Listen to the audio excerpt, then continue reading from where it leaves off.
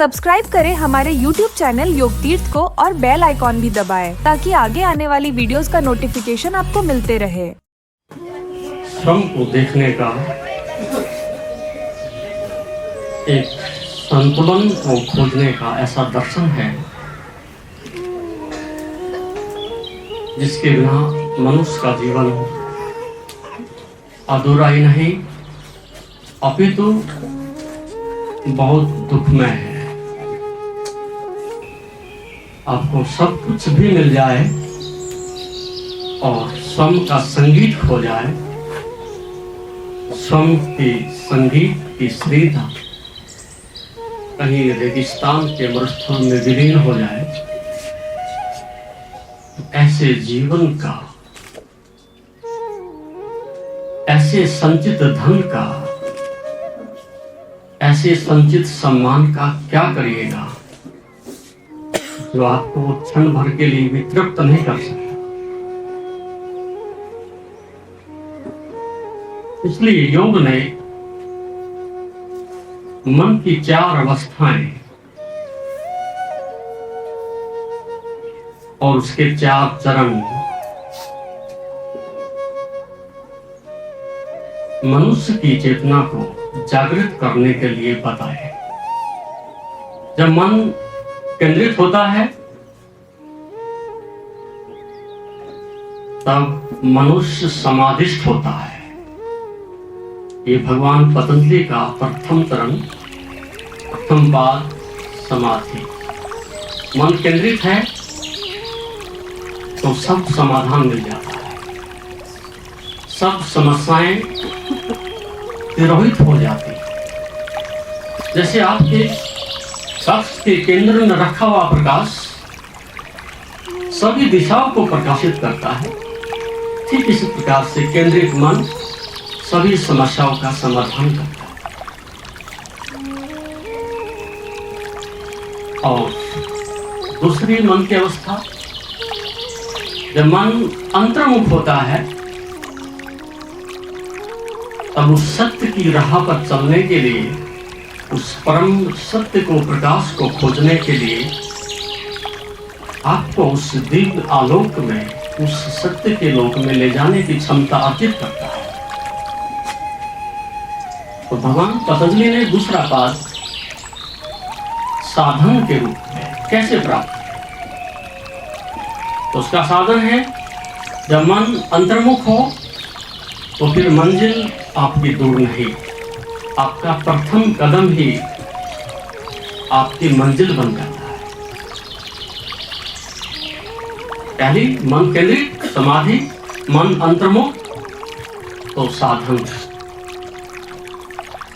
और जब मन ऊर्ध्वगामी हो जाता है, थोड़ी भाषा जटिल है, समझने की कोशिश करें।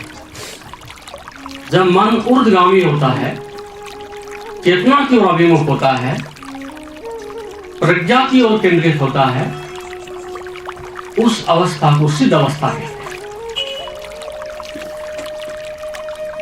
और फिर चौथा और अंतिम, जिसको कैवल्य कहा है, अर्थात स्वयं मन का उस परम सत्ता में, परम चेतना में विलीन हो जाना, समाहित हो जाना, वो मोक्ष कहलाता है। तो इस प्रकार की 4 अवस्थाएं मनुष्य के मन की हुई: केंद्रित होना, अंतर्मुख होना, ऊर्ध्वगामी होना और परम सत्य में, परम चेतना में विलीन हो जाना। ये केवल है, महानिर्वाण है। इस प्रकार से उस मन को एक दिशा देने के लिए, उस मन में पारदर्शिता पैदा करने के लिए ये योग दर्शन की, भगवान पतंजलि की समाज को उस धर्म के, अध्यात्म के जगत में प्रविष्ट कराने के लिए दर्शन की उपलब्धि समाज को हुई। लेकिन संसार में 2 सत्ताएं, एक धन और ज्ञान, सदैव दोनों की विपरीत दिशाएं रही। और आदमी का मूड, मन पहले देख लेना चाहता है कि धन क्या दे सकता है। तो पहला प्रयास हमारा यह है कि हम धन को देखें, हम धन के बल से, धन की शक्ति से उस आनंद को, शांति को, जो भी कुछ तुम्हारे जीवन में संभावनाएं हो सकती है, उनको तलाशने के लिए व्यक्ति सर्वप्रथम प्रयास करता है। और वह भी एक बात ठीक है, सही दिशा है। तो एक समय मनुष्य का अनुभव ये बता देता है कि धन रोटी देता है, बहुत अच्छी बात है, लेकिन शांति नहीं देता। धन मनुष्य को प्राकृतिक प्रकोप से बचने के लिए वस्त्र और मकान देता है, लेकिन आनंद नहीं देता। तो वहां तक हमें उसका आदर करना चाहिए, लेकिन यदि हम उस धन से आनंद की भी अपेक्षा करते हैं तो उसमें धन का दोष नहीं, हमारे मन की मूढ़ता है। तो दो तरह के लोग हैं, एक जो धन से घृणा करते हैं, वे नामर्द है, मूर्ख है। एक भी लोग जो ज्ञान से पीठ कर लेते हैं, वे भी नासमझ और मूर्ख है। दोनों का उपयोग है, दोनों की सार्थकता है, दोनों का सामंजस्य है। जब आपको अंदर जाना हो तो ज्ञान साधन है, ज्ञान चक्षु है, ज्ञान रथ है, तो आप अंदर जाएंगे। जब आपको बाहर के जगत में जाना है, बाहर के जगत में विकास करना है, तो आप धन का रथ, धन को वाहन बनाइएगा, उसका उपयोग करिएगा, एक कौड़ी का उपयोग करिएगा। तो ऐसा व्यक्ति संतुलित है, न ज्ञान से पीठ करता है और न संसार से पीठ करता है, अभी तो दोनों को वाहन की तरह से उपयोग करके अपने जीवन को आगे बढ़ाता है। और अब तक जो भी दो तरह के दर्शन संसार में विकसित हुए हैं, भौतिक और अध्यात्म के, दोनों में बहुत कंट्रोवर्सी है, बहुत अधिक विरोधाभास है, दोनों एक दूसरे को गालियां ही देते दिखाई पड़ते हैं। लेकिन ऐसा इस युग में, इस विज्ञान के युग में नहीं होना चाहिए। उनका, दोनों शक्तियों का मनुष्य को समाधान करना चाहिए। लेकिन ये रुग्णता मनुष्य के मन में अधिकांश तथाकथित जो संप्रदाय है, शिक्षा है, धर्म है, राजनीति है, वो सभी इस दिशा को, इस संतुलन को बिगाड़ने के लिए हर प्रकार से प्रयास करते हैं। ठीक, वो पहले बीमारी पैदा करते हैं, फिर औषध की बात करते हैं। पहले मनुष्य भ्रष्ट हो जाए, पहले मनुष्य पाप से ग्रसित हो जाए, और फिर हम उसकी मुक्ति की बात सोचें। तो योग इस प्रकार की बातों को नकारता है। नीचे है। तो हमें उस अध्यात्म के जगत में पहुंचने के लिए छोटे से उदाहरण के माध्यम से समझाने की कोशिश करूंगा। कुछ और अच्छी प्रकार से प्रयास करने होंगे। ऐसा हुआ कि लखनऊ के एक नवाब जो संगीत प्रिय थे, संगीत उनको बहुत प्रिय था, वहां के प्रसिद्ध संगीत तक को उन्होंने आमंत्रित किया। और जब सभा में बैठे, मंचस्थ आसीन हुए, तो तत्क्षण उस संगीतज्ञ ने एक अपनी शर्त रखी। उसने नवाब से कहा कि मैं संगीत तो गाऊंगा, लेकिन एक शर्त है कि सभा में जब मेरा संगीत शिखर पर होगा, और यदि कोई ऐसा व्यक्ति ऐसी अवस्था में गर्दन हिला देता है, तो उसको सभा से बाहर निकाल दिया जाए और उसकी गर्दन काट दी जाए, आइन सुनने के लिए। लेकिन इस शर्त के साथ, तो लाखों की भीड़ वहां सुनने के लिए इकट्ठी हुई। अब जब पता चला कि गर्दन यदि हिल गई तो उसके साथ सजा मौत की है,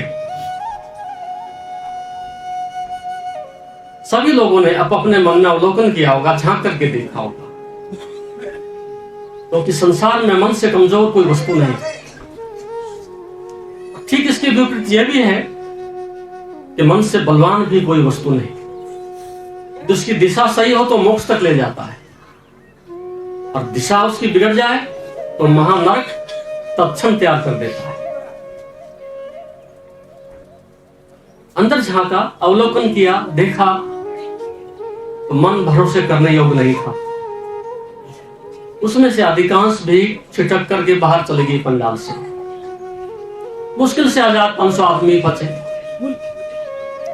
और वो भी बड़े हठ योग्य होकर के बैठे, तन करके बैठे, क्योंकि बात साधारण नहीं है, बात मृत्यु के दांव पर लगी हुई है। जरा सी गर्दन हिली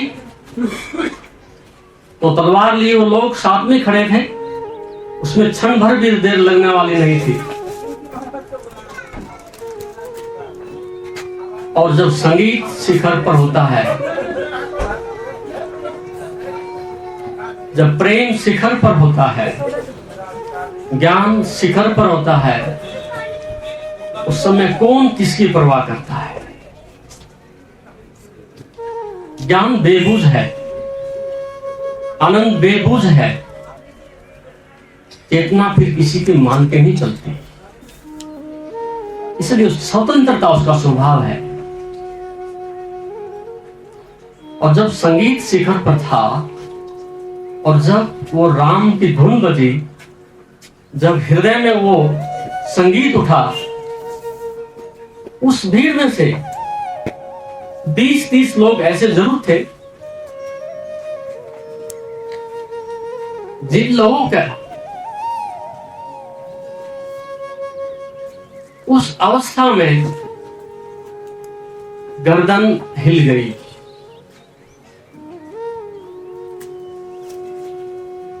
वे अपने को नहीं रोक सके।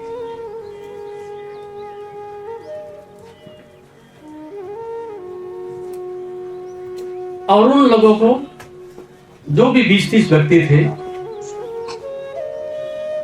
अलग पंडाल से एक निश्चित जगह पर बैठा दिया गया।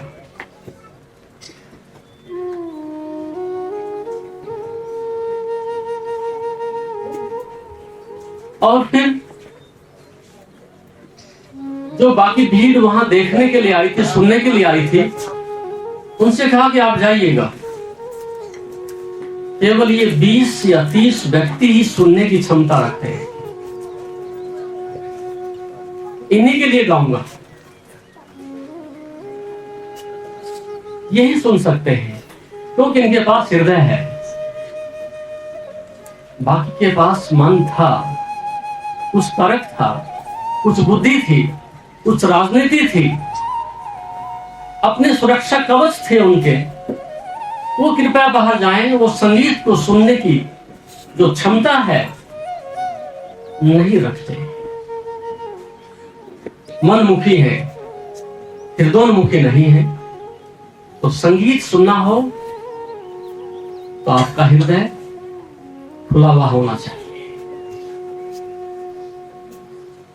धर्म को धारण करना हो तो आपका हृदय खुला हुआ होना चाहिए। राजनीति हो, समाज हो, शिक्षा हो, विज्ञान हो, उसे ग्रहण करना हो तो आपका मस्तिष्क प्रखर होना चाहिए।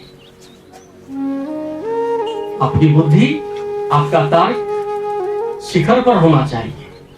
और जब आपको अध्यात्म को, धर्म को, योग को जानना हो, तब आपका हृदय खुला हुआ होना चाहिए। ये उसके साथ में शर्त है।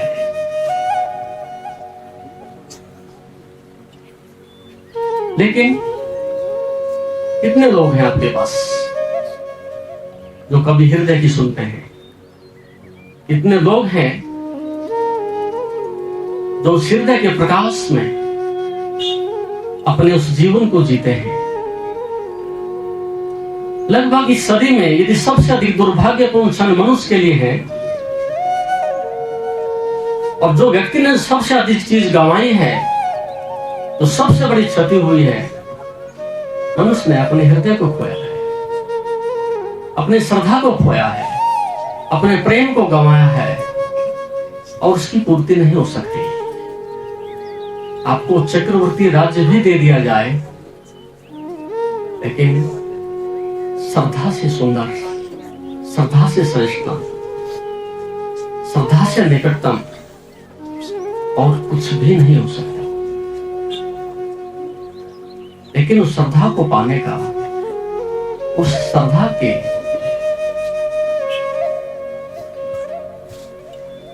जीवन को विकसित करने का हमारे समाज में कोई दर्शन नहीं रहा, कोई व्यवस्था नहीं रही, कोई सिस्टम नहीं रहा। केवल दो चीज रह गई हैं, ईगो एंड मनी। बस अहंकार और पैसा, इन दो पहियों के ऊपर पूरा संसार घूमता है। सारी शिक्षा, सारी राजनीति, सारा धर्म, समाज का संपूर्ण ढांचा धन और अहंकार के ऊपर केंद्रित कर दिया गया है। हृदय की फिर कौन सुनता है? प्रेम की फिर कौन परवाह करता है? योग की कौन चेष्टा करता है?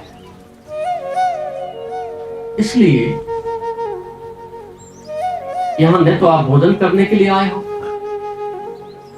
न यहां के सुंदर दृश्य देखने के लिए आए हो। यदि मात्र आप यहां आए हो तो ज्ञान का प्रसाद लेने के लिए आए हो। उस प्रसाद की आवश्यकता है आपको। सबके पास सब कुछ नहीं होता। कुछ चीजें हैं जो मंदिर से ही मिल सकती है, कुछ चीजें हैं जो अपने अंदर ही मिल सकती है। इसलिए योग ने 4 बातें बड़ी महत्वपूर्ण कही हैं। ध्यान से सुनिएगा। उन 4 बातों में लगभग संपूर्ण ब्रह्मांड का ज्ञान समाहित हो जाता है। उसके बाहर जाने की जरूरत नहीं। जिसको सीखना हो एक शब्द भी पर्याप्त है, लेकिन जिसको नहीं सीखना उसके लिए संपूर्ण ब्रह्मांड के प्रज्ञान पंडित, ज्ञानी, मुमुक्षु, साधु, शास्त्र कुछ भी इकट्ठा कर दिया जाए, उनके लिए सब व्यर्थ है, निरर्थक है। पहली बात महत्वपूर्ण, ध्यान से सुने, केंद्रित होकर सुने, उस समय के लिए अपने हृदय के आसपास बने रहे। पहली महत्वपूर्ण बात, कड़वी है लेकिन परम सत्य है। योग कहता है कि संसार की वस्तुएं, संसार के भोग, संसार की सत्ताएं आप कितने भी इकट्ठे करें, लेकिन एक बात जो दुखद है लेकिन सत्य है, अंतोगत्वा आपसे संसार की कुछ भी वस्तुएं हो वो सब छीन ली जाए। कुछ भी हो, कहीं तक भी आपकी निगाह जाती हो, इतना भी तुम बैंक में इकट्ठा करो कि घर में दबाओ, कि तुम खिताब और सम्मान इकट्ठे करो, लेकिन अंतोगत्वा सब छीन लिया जाएगा। और जो छीनना ही है और जो पराजित ही है और जो प्रथम कदम पर ही तुमसे अलग करके रख दिया गया है, उसके प्रति लगाव रखना, भ्रांति रखना, आसक्ति रखना, मनुष्य की मात्र मूर्खता तो है। उसी में तुम्हारी पराजय छिपी है। इसलिए संगठित करो कितना भी, छीन लिया जाएगा। पैर के नीचे से जमीन खिसकती है। दूसरी बात, जिसको जो मिल जाता है, जब तक नहीं मिला था बहुत सुंदर था। जिसको जो मिल जाता है, जिसको जो भोग लेता है, वो उसके लिए व्यर्थ हो जाता है। ये और भी अधिक पीड़ादायक है। इतना प्रयास करके, इतने लोगों की हत्या करके हम उस कुर्सी तक पहुंचे थे, और पहुंचने के 5 मिनट के बाद ही जब बेकार हो जाए तो मनुष्य के मन को कितनी पीड़ा होती हो। जिस धन को संचित करने के लिए रात और दिन इतना प्रयास किया होगा, जब तिजोरी में आ जाता है और यमराज दस्तक दे देता है, तब कितनी उसको पीड़ा होती होगी अपनी पराजय की। उसकी अनुभूति वह मनुष्य ही कर सकता है। तो जो आप भोग लेते हैं, जो आपको मिल जाता है वो आपके लिए व्यर्थ हो जाता है।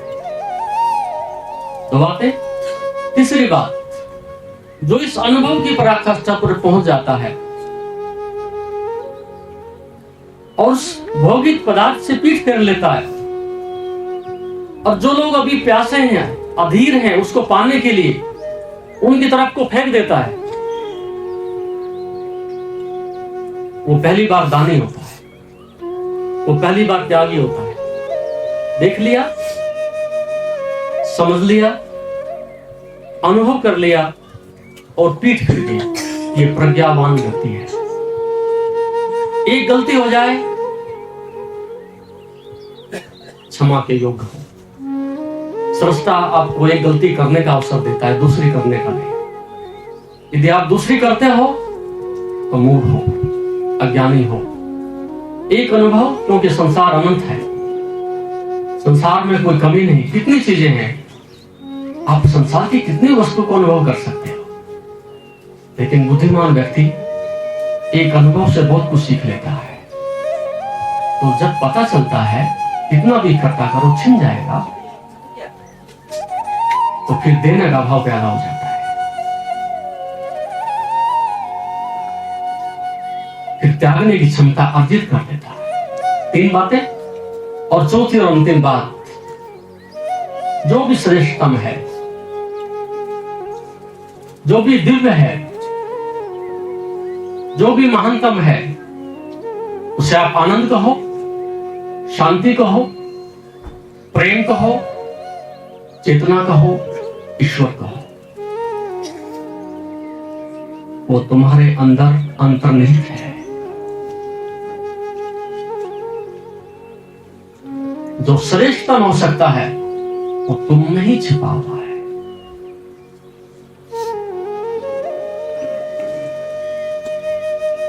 यदि कंकड़ पत्थर तलाशने हो तो बाहर जाओ, और यदि अमृत की खदान में पहुंचना हो तो स्वयं में प्रवेश करो। ये योग की अंतिम घोषणा है।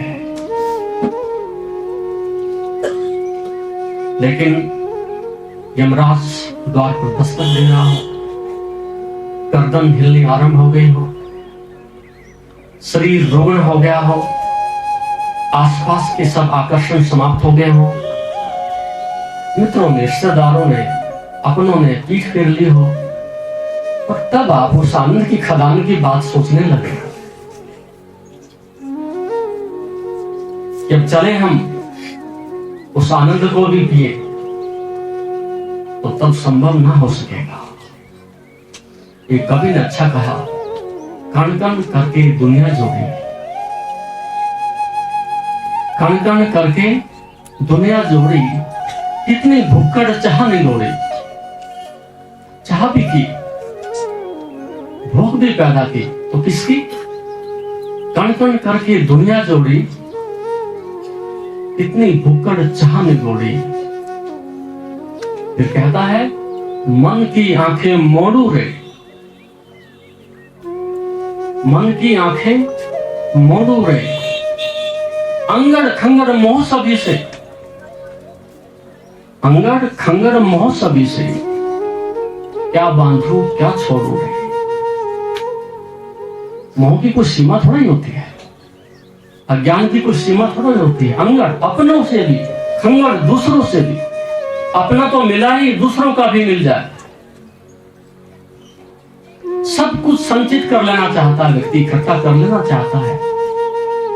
कण कण करके आदमी प्रेम तो नहीं जोड़ता, श्रद्धा नहीं जोड़ता, सत्य नहीं जोड़ता, संपदा जोड़ता है, वो भी ऐसी कि जो छिन जाने वाली है। धन भी ऐसा संचित कर रहा है कि जो लुट ही जाने वाला है, समाप्त होने वाला है। योग ये चार बातें कहकर के मनुष्य को चेतना देता है, मनुष्य को प्रेरणा देता है। लेकिन मूर्छित मन,